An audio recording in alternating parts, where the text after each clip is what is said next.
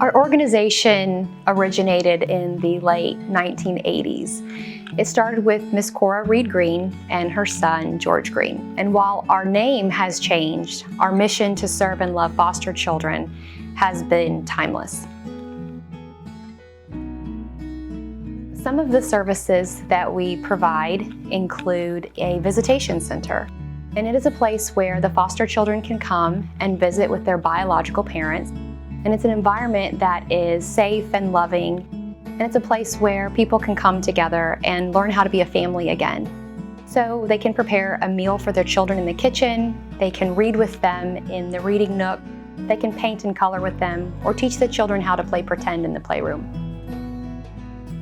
So one story that has stayed on my heart and will always be on my heart is with the visitation center. There was two little girls coloring, and I could tell by their intimacy and by the comfort they brought one another that they were sisters. But as I was watching them, I was under the impression that the older girl, probably about 12 years old, raised her sister and was probably more of a parent to her than a sister.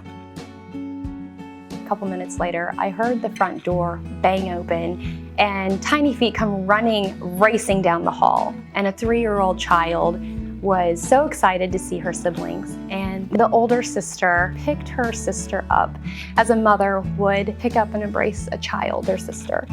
And so I realized at that time that I would do whatever I had to do, and our organization would do whatever we had to do to make sure that these doors stayed open so that these children would have the opportunity to love one another no matter what.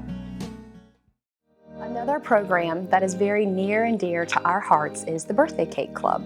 Because unfortunately, we've learned that most of the children who come into foster care, their first birthday experience is in foster care. And one of the reasons that this became a huge priority for our organization is a story that we were told by a foster parent who had 10 children in her home. So the boy receives his birthday cake, and all of his foster siblings are standing around. They're singing happy birthday. The kitchen is packed full, and he's looking down over his cake, and she realizes that he's crying. He said, "I've never had a birthday before."